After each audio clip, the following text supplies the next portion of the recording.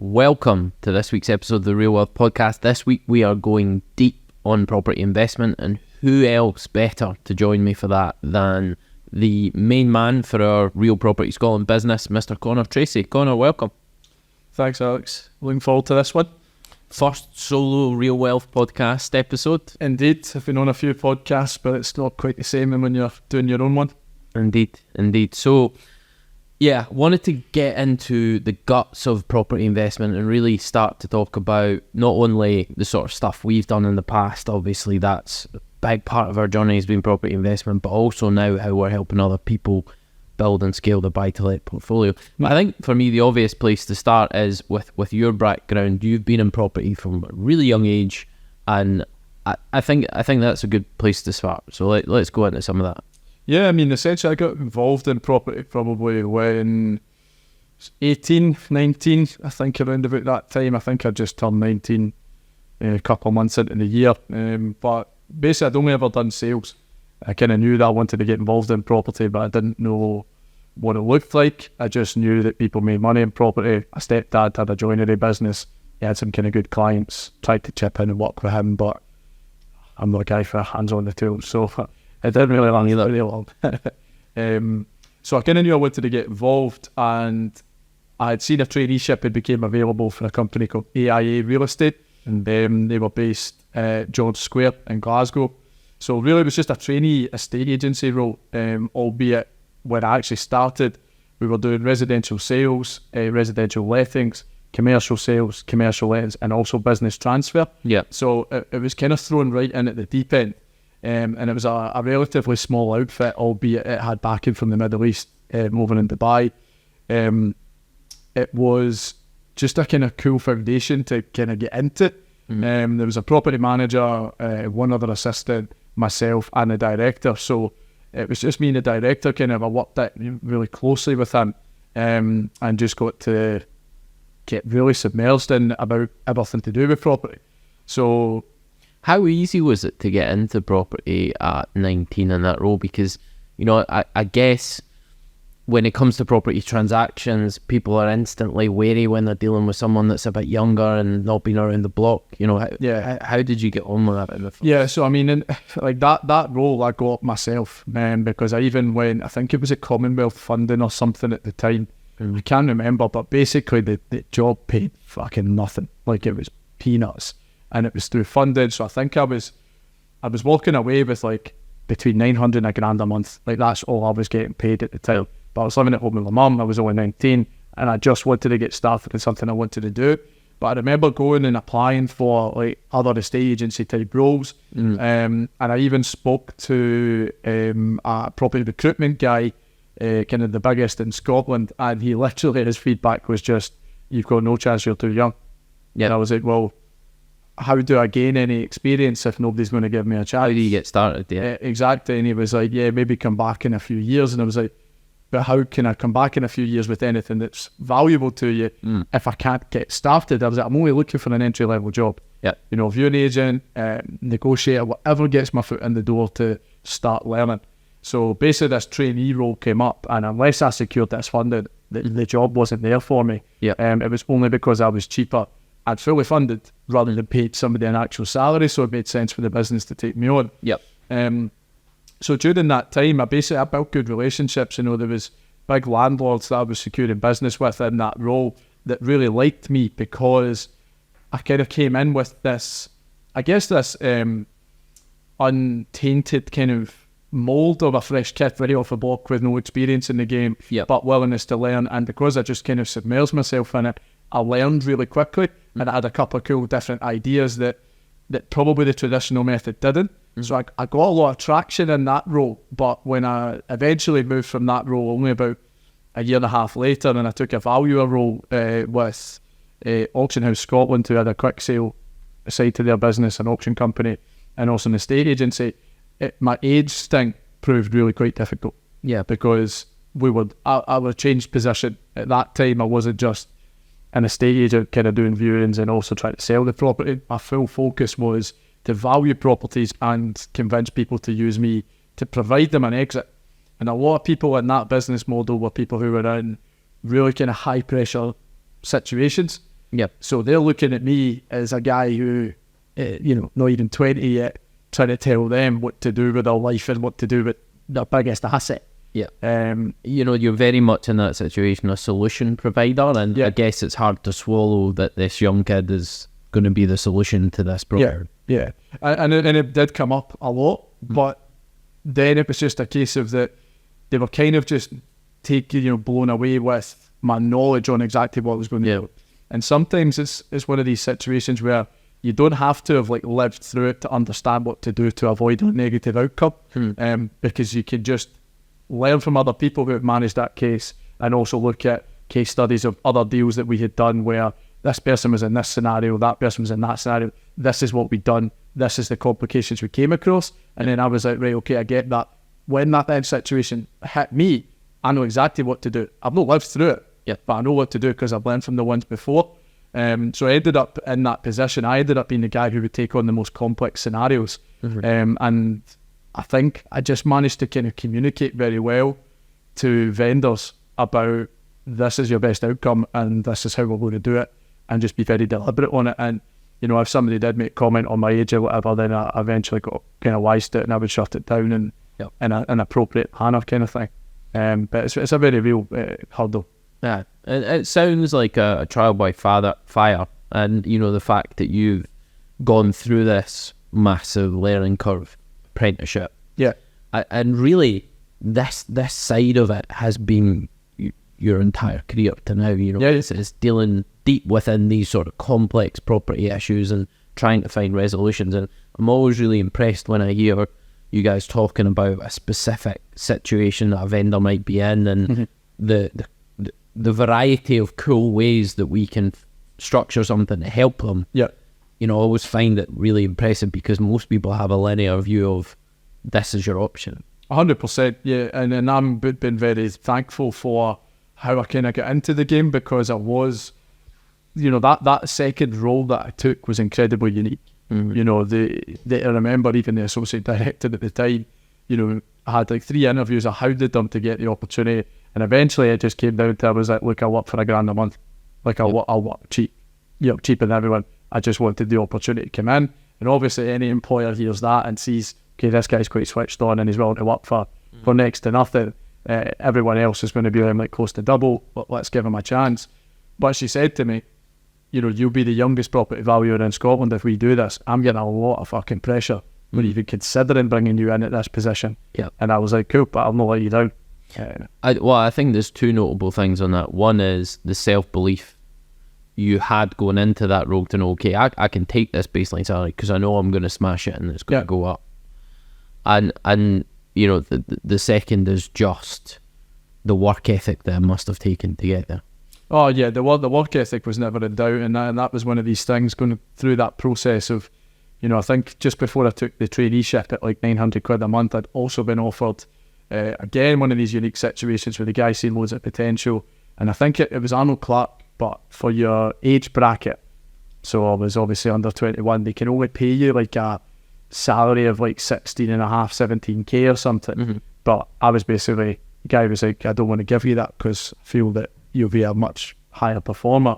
So I want to offer you the normal, which I think was 25 grand. So it was a big difference. You had to get approval from head office and all that to allow a guy my age to do it. But I had to go on a separate training program if they were going to pay me that. But anyway, regardless, I came up the road and obviously told my mum I'm being offered this, and she's like, well, that's a big deal at 25k. Like, my mum's only ever earned 25 to 30k as a salary. So now here's me in my teens, getting offered this day one. So, it was a big deal when I turned around and said, I'm not going to take that, by the way, I'm going to go and take this traineeship, pay me peanuts. But I was committed to, I don't want to sell cars. I know where I want to be. Could have maybe done it for a couple of years and I'd have been on the next thing. I'd have been looking for something else. So there was a lot of self-belief, and I think even my own parents maybe didn't believe that. They probably just thought I was fucking about and didn't know where I was going. But I didn't necessarily know what I wanted to do. I just thought that interests me a lot. Let's see where it goes. And if it didn't work out, I'd have pivoted and done something else. But as soon as I got in, I just had the bug for it, and it just kind of blew up from there. So let's move on from that and talk about how effectively you came into our life. So Laurie and I, obviously, we started our property investment journey probably about 5-6 years ago now, seriously, and doing our own things and trying to figure out how to get these below market value deals and build our portfolio. And we made some mistakes at the start, and gradually over time we started to work closer together because it seemed to make more sense. And then at some point in the journey you came along, and the initial start of our relationship was you were essentially sourcing deals for us. But I've jumped ahead a little bit there. Let's talk about the first meeting. Let's talk about the first. Coming an iconic story, this one. But yeah, basically I was the valuation manager for the whole of Scotland for the company called Springbok, who are basically a quick selling estate agency based in Manchester.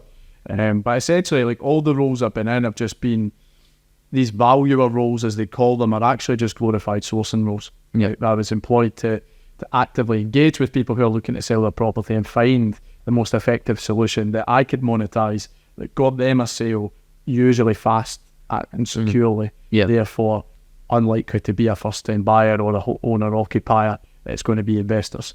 So that was the game I kind of played in that space all the time. So when I came in and took that role with Springbok, I completely transformed the business in Scotland, because they didn't quite have the grasp of the market up here and the people and how it kind of works and how this game is played. I think the guy before me wasn't a property guy. I can't remember what he'd done, but I was the first kind of experienced person in that role, and it massively changed the numbers. So much so that I made such an impact that Mr. Laurie Duncan, our other business partner, was trying his hand at sourcing and kept coming up against me, and he kept losing, and just got frustrated and didn't know how the fuck he kept losing. So he booked a fake valuation for a property in Grangemouth, and I turned up at the flat and looking at it, tried the door, there's no answer. So I phoned him and he says, oh no, it's not there that you're meeting me, it's round the corner at my house. But the only address I had in the system was the flat he wanted to sell. So anyway, it was only 5 minutes. I mean, drove round, went to the house, big minted gaff, parked in the drive. And then next minute I hear this roaring with this big dog, German Shepherd, come flying at his door. Beast of analysis. Oh, here we go. And LD takes us in, promises me that he was friendly, Big Kobe. And then we basically sat out the back. So the full appointment, he's basically walking me through the standard process. He's asking me all the right questions. Just seemed like a standard vendor to me. He built up a few units because I checked them out beforehand. I always do that as part of my due diligence. And I knew he had a few units at the time. So I was basically asking him, well, why are you offloading this one? He spun me a story, I think, to do with the tenant, or he just wanted to cash out or something.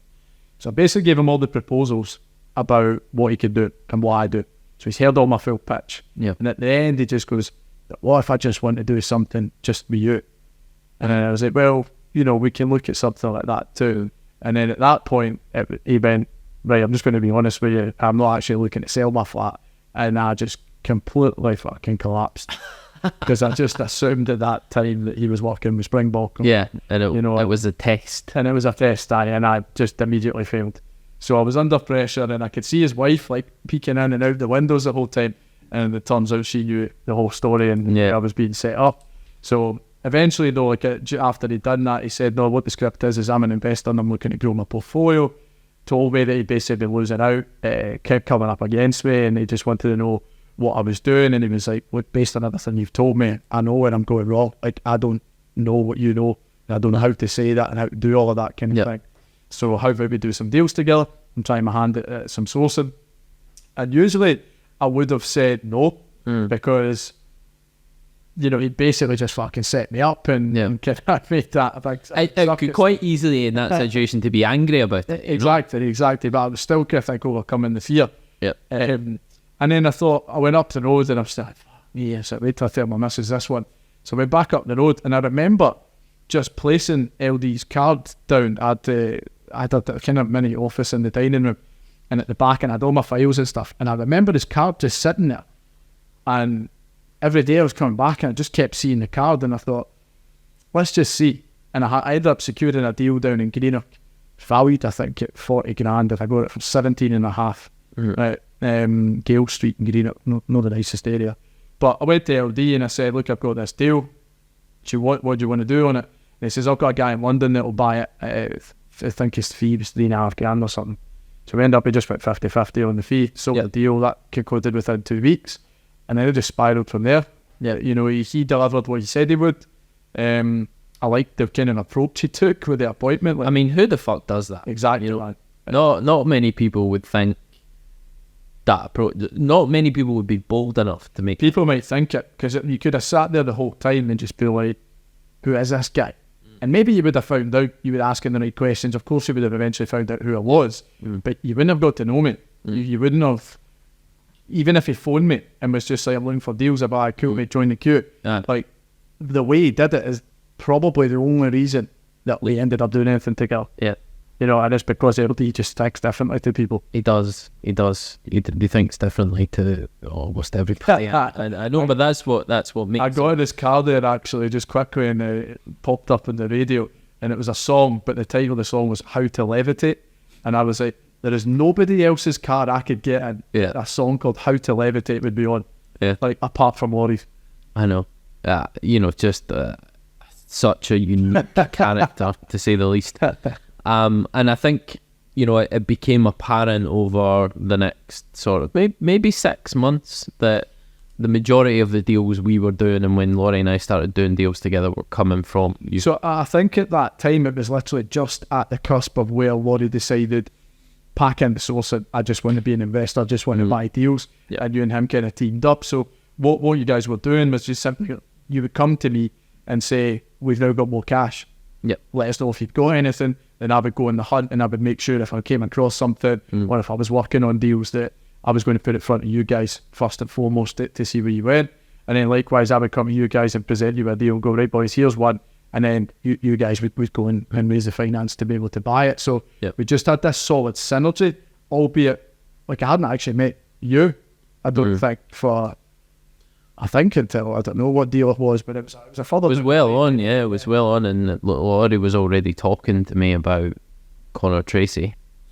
And even at the time where we asked you to come and work with us, I didn't know you that well. Yeah. And I remember being, you know, I could already see what you can do. Yeah. But, you know, I had huge nervousness around us bringing someone else into the mix. One, because of, you know, the responsibility of, you know, someone else's well-being and living, and of course. I think at that time it was only admin staff that were here. So. Well, it was just Jennifer. So technically you were second in the door in terms of the team.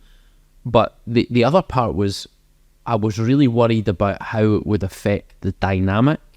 You know, because Laurie and I had a very clear dynamic between the two of us, and bringing in another really strong person, you know, you always have that, especially because I didn't know you that well, you always have that nervousness that is going to mess up the dynamic. Yeah, and I think for me as well, I was kind of aware of that. And when we first had the meeting, it was because I came in as an employed position, and it was a case of, I think Laurie had asked me the question about whether you want to be a director, do you want to kind of do that, where do you see it going? And I just said, like, I don't need that. And that was because I was trying to kind of get the point of just, let me come in and let's work together and let's see what I can do, what we're capable of, and then let it kind of naturally grow. Because that's the last thing you kind of would want to do, is just rock up and be like, right, cool, I'm wanting X, Y, and Z, and instantly then you're like, right, okay, I'm not sure about this guy. You know, we barely know each other, and that's the demands or whatever. So I think that I was aware of that kind of not damaging that dynamic, especially because you guys were in business with other friends before, and it was just made sense that the dynamic between you and LD just worked. You know, whereas, you know, you had closer mates, I guess, you could have went into business with, that you've said before that you just wouldn't. No, because you're too similar or whatever. Yeah, you're not getting the value of an opposing skill, or you know, you're not getting someone bringing something unique to the table. Exactly. Which is what you did, and you know, I don't know that anyone else could have done that. And I think what we got in the end was just a really fortunate dynamic. You know, it did change the dynamic, but for the better, because we ended up with this nice counterbalance of Laurie's extreme nature, which is absolutely essential to grow a business as quickly to scale as we did. in my sort of more conservative, to stop us losing it all.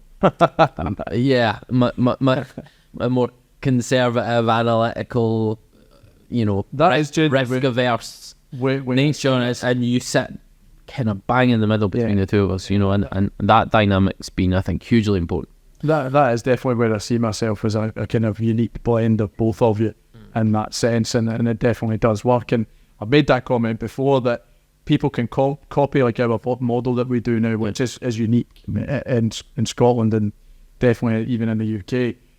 Someone can come and copy it, but they can't, because they just can't replicate that setup. Yeah, it's literally impossible to do. And I'm really open now about talking about how we structure things, because as you say, it's taken us 3 years to get it to where we've got it, and that's only because of the skills that we individually have that create this combined solution.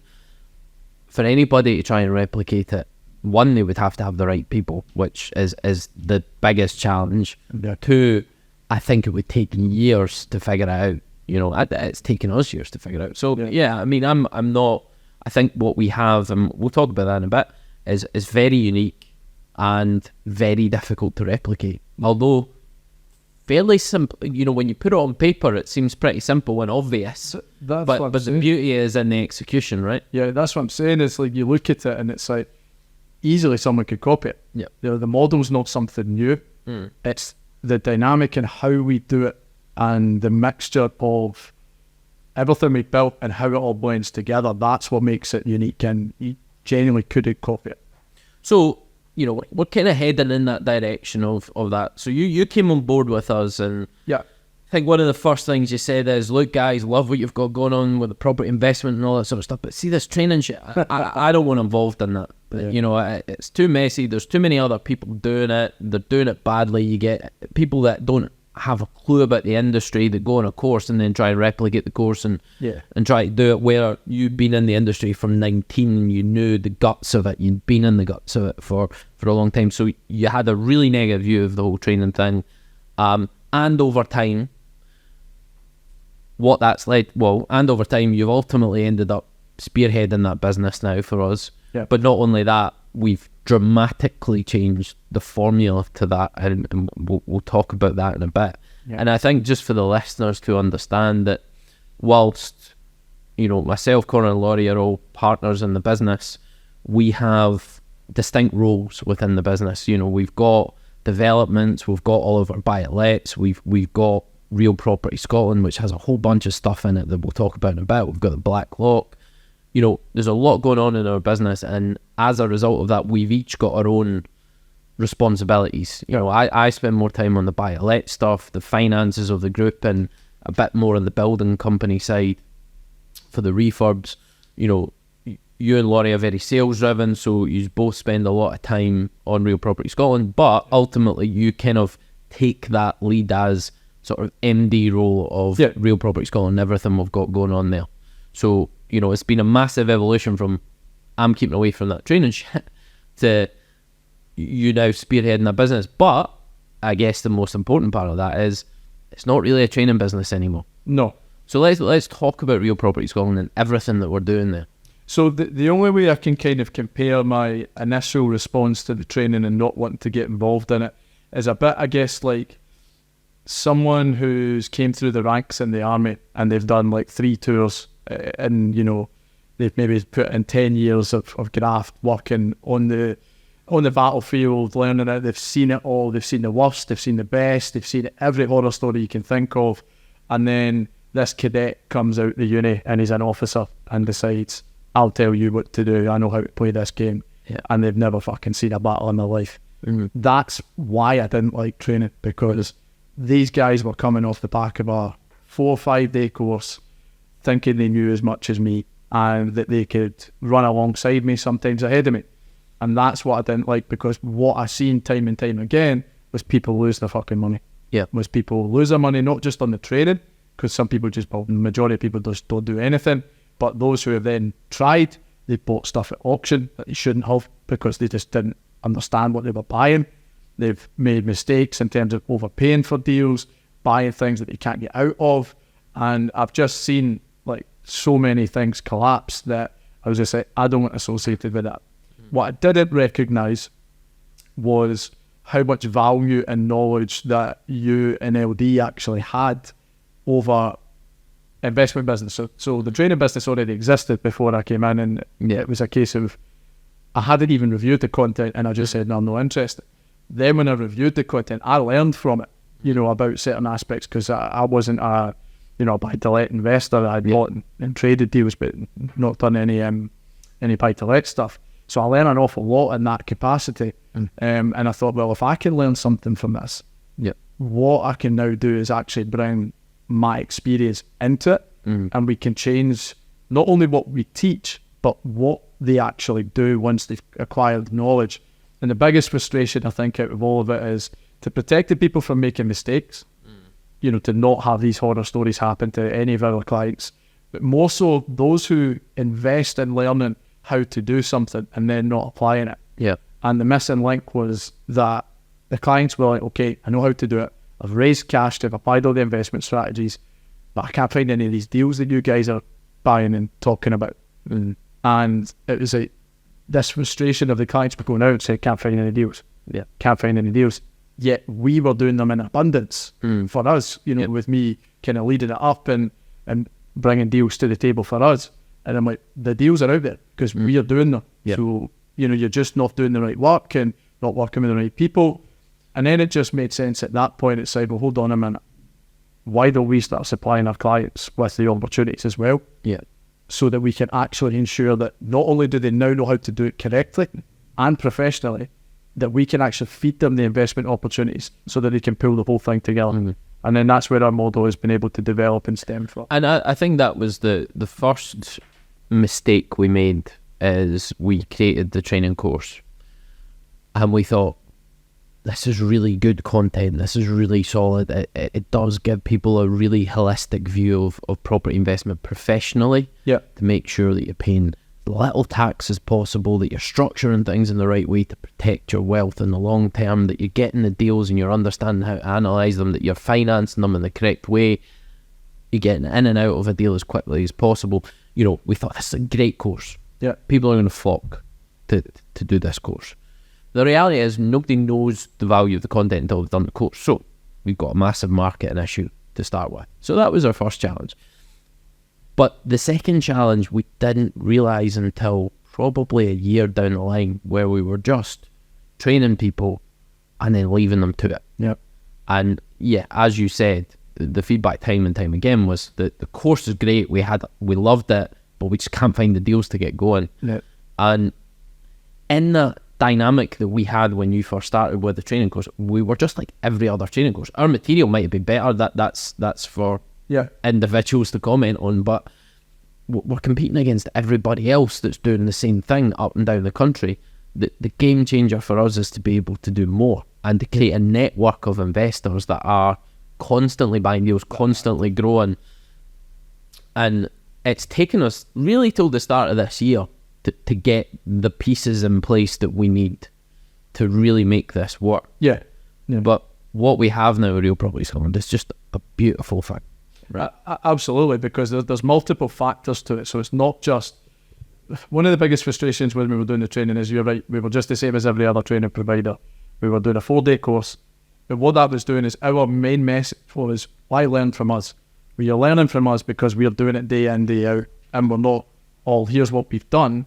It's, here's what we've done, here's what we're doing, and here's where we want to be and how we're going to get there. That's what you were getting. We're active property investors. We're not somebody who claims to do deals and can't prove it or anything. It's all there for everybody to see, and that was our story. So when we were running these 4-day intensive training events, it was actually taking us away from our core business. Almost to the detriment of it at times. And that just wasn't going to work for us. It wasn't really... the level of detail we covered in our training was also too advanced for majority of people, right? It was almost too good. But a lot of people wouldn't even know it was too good because they don't even understand the basics yet. But I knew how good it was because I was already at that level. So when I'm saying it's like, people really don't understand how good this stuff is. And then it was a case of when we done, I think it was our last pro in October of last year. I think, maybe, or January, February, maybe. And we just asked everybody, because we then reduced it from 4 days to, we recorded the first 2 days and put it online. We still done these 2 intensive training days. But we're starting from 8, going to 6, and you're just watching people completely minds blown over the stuff we're talking about, and their mental capacity is draining over the day. Yeah. And you can see that they're not fully taking this in, and that they're going to still find themselves just lost. And that's not the plan. The idea is to come in and feel like I understand now how I'm going to go about this, not go in and just be completely over stimulated to the point where you're going, I can't do this shit, it's too complicated, because it's not when you know how. So it was a case of that was our delivery and what we had created if it was kind of producing that. So we took the feedback, and it was very much a case of, we loved the whole course, every bit of the content. The phase 2 stuff was really cool, but it's not relevant to us right now. Yeah. So we want to focus on this. But there are different clients at different levels, and that's where we transform the training aspect of the business to be no longer an events-based business, because also dates, trying to get dates at work. Yeah, everybody. Yeah, and it's not just a pain in the arse. Like, it's not. It's like what held the business together, but it's not a sensible approach to operating the type of business we wanted to be, because we didn't want to be an events-based business. So we changed that model, and now we're much more direct mentorship support. You're with the client and whatever aspirations they want to do, and we've got 3 different levels as to how we do that now. So guys can jump in at phase 2 if that's what they want. I think having all the course material now online, for them to be able to revisit and go through, there might be some of the stuff that's maybe a bit more advanced, but as they progress through their year with us, they have the opportunity to go back and revisit and take in, because we had the first course, the 4-day intensive, there was nothing online. We had notes, we had files, all those files are still there. And we also said, you can't take the slides. Exactly. So it's like, so they weren't getting that recap to the same level that they do now, where they can watch the videos over and over again to make sure that they've got it, and they've got the support of the weekly Zoom calls to follow up on anything. And for me, the new model has been the biggest change of, it isn't so much about, okay, I've got all the knowledge, I can watch it all online.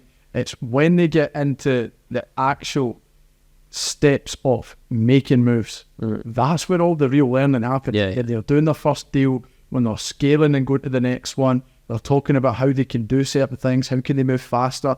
That's where we bring the most value, because we've done it faster than anybody. Like, we're the fastest growing property investment company in the UK. Like that's fact at the moment. The time scale that we've done it. I was actually speaking to Laurie about this, like Greg Cardone, billionaire now, his first 3 years, he bought 1 deal in year 1, 1 deal in year 2, 48 units in year 3.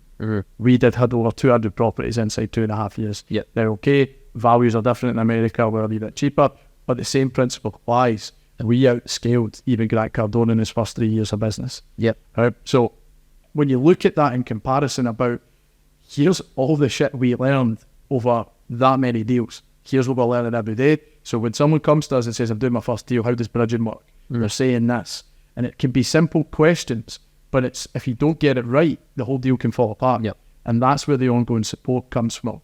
And we even give them, we created this with Essentials course as well, which was meant to be like an introduction to property investing. We talk about the different ways you can make money through it, but a lot of that is actually more advanced than half of these training courses out there. So not only do they get that, which is about 25 hours, I think, then there's all the stuff online for the pro content as well, which is basically 4 live days that's just been recorded, now online with summary notes, questions, and literally thousands upon thousands of pounds worth of documents that we use in our business that are essential to operate a professional buy-to-let business. It is a very holistic approach we have, and the new model, which again really only kicked in at the start of this year.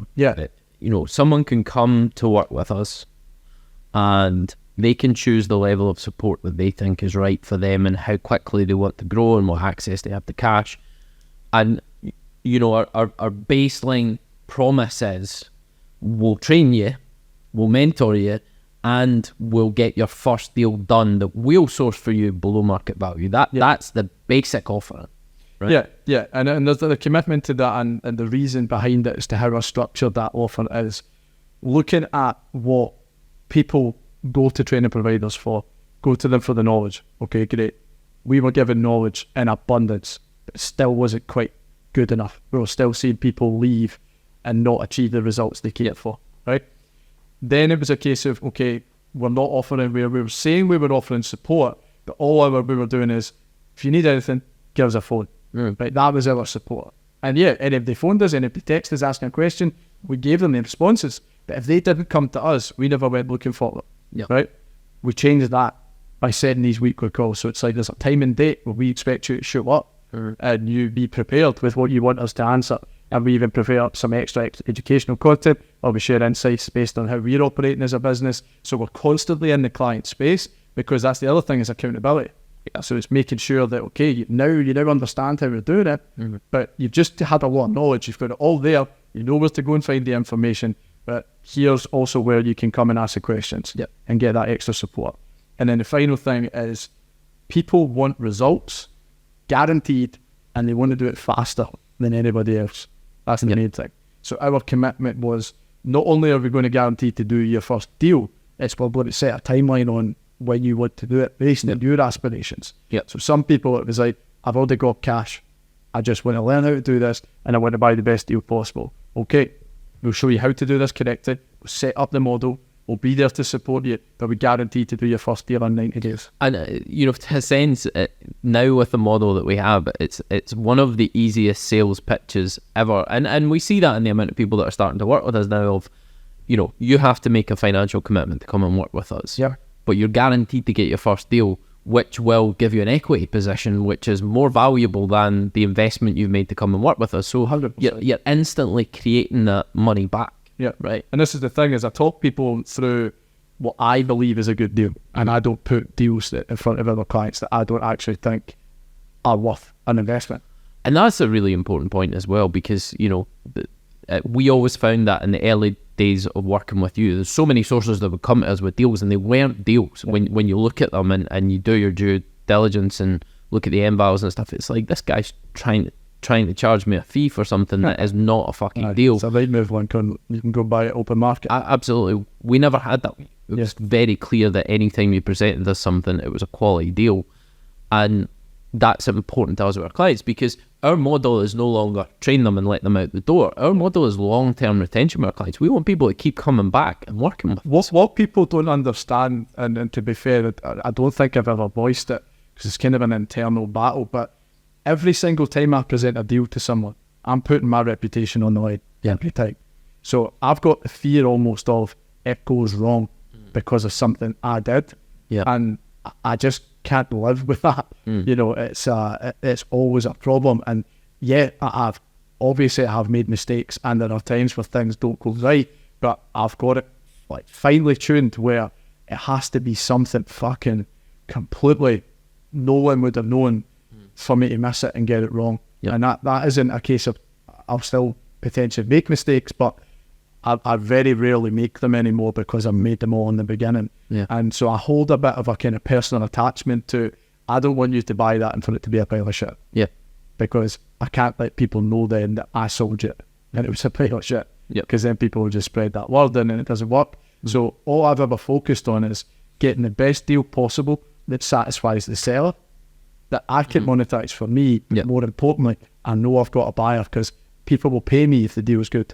And that's always a challenge. You know, you get a lot of these training courses that teach sourcing, and even if you are good enough to figure it out from that training course and do it, you know, obviously you've had 10 years in the industry figuring it out. If someone can go into a course and figure out how to do it, who do they sell it to? Where's the investor out the other end? Whereas we are creating essentially a one-stop shop where we spend a huge amount of money on marketing every month to get these opportunities, but we have a pool of people ready to buy. You know, and not to forget, we're buying for ourselves as well. So exactly. So it makes my job easier. Like when there's nothing more powerful than sitting with a vendor and telling them, I can deliver this result, and you know 100% that you can. Because either you're buying it or you get qualified guys that can buy it. As soon as the deal comes through, you've always got someone in your head for it. You know, every single time. Because I'm always keep checking on cash positions. I'm always checking on our cash positions. Like, I know what we can do when a lead comes in and what I'm looking at. And that helps that person. It helps us get what we want, and the client gets what they want out of it as well. And there's another element to this that we haven't even touched on yet, which is the refurb support, right? Because most of these below market value opportunities come with some form of renovations or improvements. And for Laurie and I, that was a massive challenge at the start, right? I mean, we went through a whole host of tradesmen trying to find someone who we could rely on long term to do our refurbs. And you end up in a situation where you get the keys for a new property, you're then tendering out to a couple of contractors. If they get back to you, you're talking best case 2-3 weeks before you've got a response from them all and they've been out to check it. And then you appoint your contractor, then you're at their mercy as to whether or not they can actually go and do that job within the next couple of months. Yeah. So we time and time again found ourselves 6 months into the deal and we're just getting the refurb finished. Yeah. Whereas now we offer this, and that's what led to us starting our own building company and starting our own renovations, and that has been a challenging 2.5 years to get that business to where it is now. But that business is now entirely focused on doing refurbs for us and refurbs for our clients. We don't do anything else, right? Exactly. And originally it was just for your own stuff, which, kind of it gives you control, but that business isn't really going to make money if it's only doing stuff. Charging yourself, you're going to charge yourself a premium in one hand and pay it out the other. So, it didn't make sense as a business to have it, but it gave us control. Yeah. But then when we were having these clients where, now I've done it myself when I was doing my old flips and I would project manage them all, and you would maybe find a consistent contractor and you'd maybe do 2 with them and it went well, but the third one they would fuck up. Yeah. And I was just saying, I don't get that. I've worked with you twice. Why is this one different? Yep. And you just get every excuse under the sun, right? It's probably one of the most challenging industries I've ever kind of seen is construction and trades. And we battle with that every day. Running our own business doesn't, exempt us from the challenges of having tradesmen and dealing with it. It's just they work for us and you have a little bit more control over the situation, but you still have issues on a weekly basis. And this is one of the biggest flaws of our business of Real Property Scotland and the whole model is it's almost too good that the clients don't have a taste of fucking reality. Yeah. Like, because they've not experienced shit deals, getting fucked over by a bad sourcer or getting poor education and not understanding it from day one, or get shafted on a refurb. Having to deal with contractors. They've not experienced all of that because we built a model that takes all of that headache away from them. Yeah. But it's almost to the point where it's too good that they don't understand how difficult it is otherwise without that model, without our support. Yep. And that's okay. They can be protected and sheltered. It's why we built a business. We're genuinely invested in their best interest. But it just baffles me sometimes about what the real world is actually like, for a property investor just getting going. Yeah, and we've been through all those challenges at the start. But what we have essentially created now with Real Property Scotland is a one-stop shop, right? Where you can come, you can get all the education to do property investment professionally. You can get the support, or you will get the support to get your initial deals. And if you continue to work with us, we'll keep feeding you deals. Below market value deals that create instant equity positions, and you get the majority of your cash, if not all, out of that deal on refinance. Yep. We can support you with the refurb. We're supporting people with finance as well through the lender relationships that we have to make sure that they're getting the best bridging options and exit options out the other end. That's all the steps that you need when you're looking to invest in property and to scale a buy-to-let portfolio. That's what we focus on. We're the buy-to-let specialists in the UK, and that's what we want to build for people for all the multiple reasons. This isn't the podcast to talk about the benefits of buy-to-let, but there's many, and that's why we believe in it. But you need to understand what you're doing, how you're going to set it up and buy it, all the tax implications, your corporate structure, all the stuff that you specialise in, and give a massive insight into all the clients. You then need to figure out how you're going to pay for the deals, which comes into finance. Where do you get the money? We felt everything that we've done with none of our own cash. We've got multiple clients who have built multiple £1 million portfolios with none of their own money invested in it. It can be done, regardless of those who doubt it. We're living, breathing proof of it. So we show you how to finance it, but also we allow you access to our finance facilities to help you there as much as possible. So then once you know how you're doing it, you've got the money in the bank to do it, now you need the deals. We're now supplying deals to you on a consistent basis that are discounted below market value, that guarantee to create an equity position, give you a financial performance that pays you at least typically £200, £250 per month. Some of them much more, but that's the minimum. And then also you've got as minimal cash left in as possible so that you can recycle and scale, so that you can move quicker. Your refurbs are taken care of nationwide across Scotland. Yep. Pre-approved quotes are delivered to the clients before they commit to even buying the deal. There's a structure as to when it's going to happen. There's a structure as to how the payments are going to be laid out. It's packaged up so easily.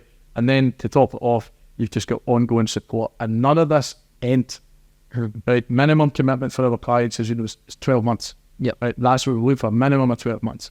But our clients are planning on just working with us for 12 months. They want to continue to grow. And we are there to continue to offer all of these services. It's just we have some people who just want to do their first one and they want to know that they've done it right and then move on to the next one. And we've got others who just want to come in and they want to grow a big portfolio and they want to do it in a short period of time, just like we did. And we do that, we do portfolios. I think that's another, we've not touched on the sort of higher level support that we have to help people really scale their portfolio. So there's the support for people starting out and getting their first deal. Then we have some higher level options where we help people scale their portfolio, and we have partnership level where we say we'll get a minimum of 5 deals in a year.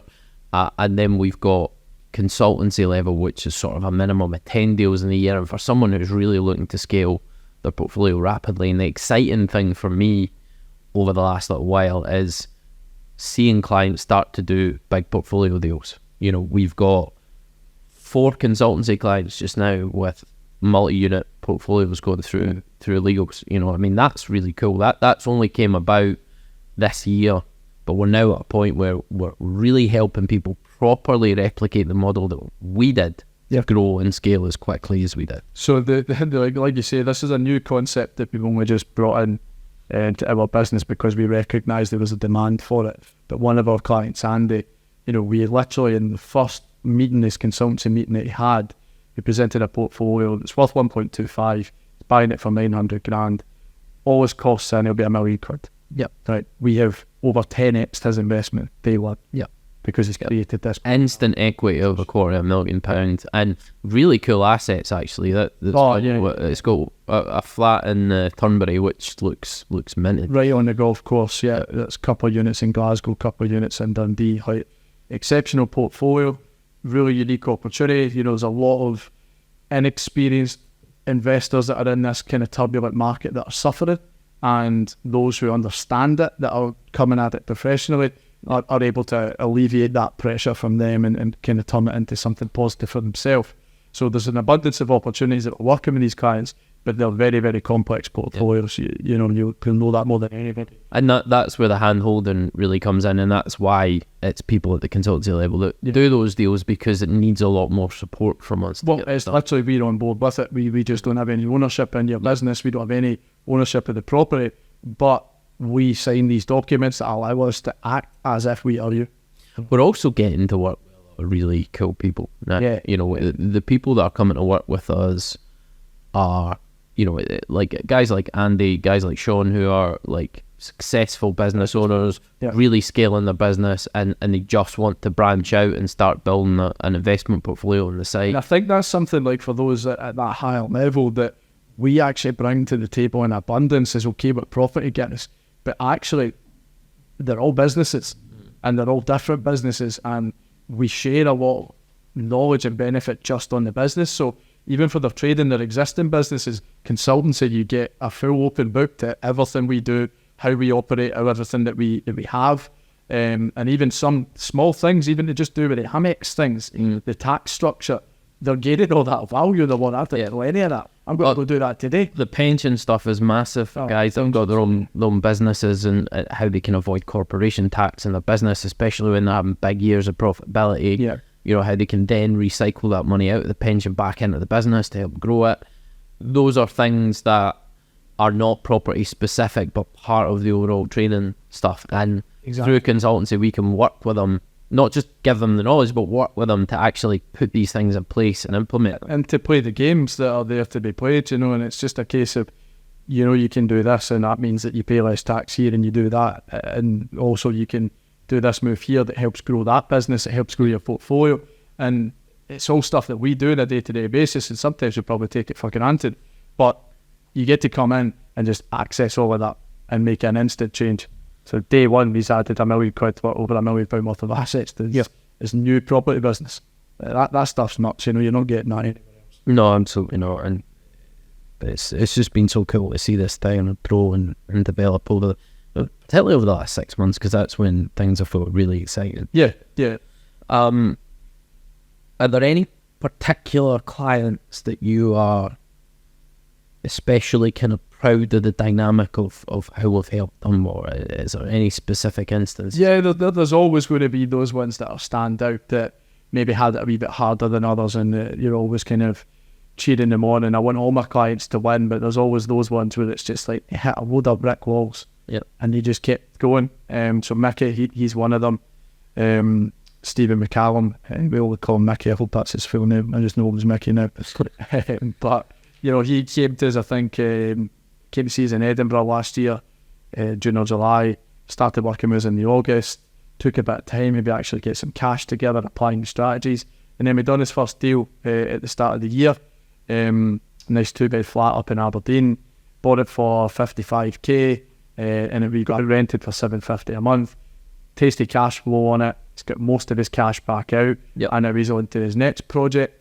And his business model, I worked with him on it at the very beginning about his branding, who he wanted to be, because his network was very closed off to wealth and kind of aspiring to have that. And he found it challenging.